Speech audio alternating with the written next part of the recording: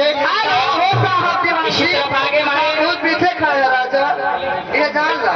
इसी तरफ आगे हमारे पुनीत ताजपुर की राशि 10 रुपए का पुरस्कार। और आप हैं सचिन, सचिन जी आए हैं। और क्या तुम्हें पता है ऐ गुलशन,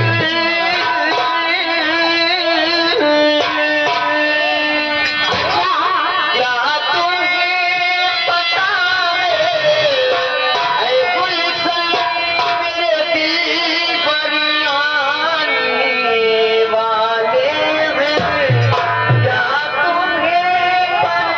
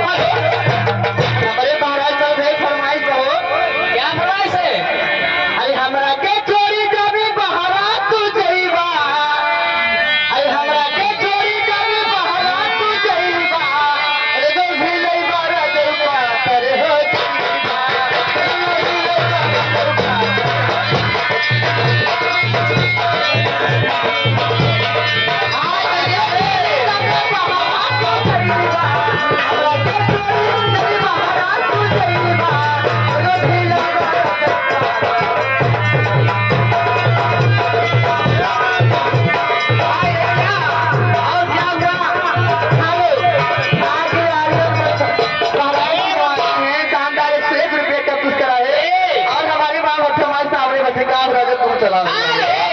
इसी तरह आगे आएगा मेरे बंजारे, कभी आएगा मेरे बंजारे। सिपाही से हरे हमारी होगा पुलिया पे गोली मारे, हमारी होगा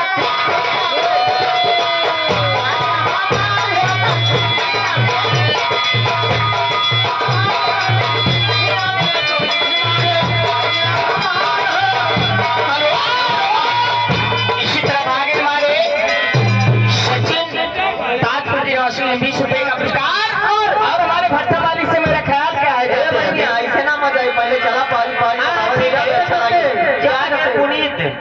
पुनीत की तरफ से 10 रुपया पुरस्कार।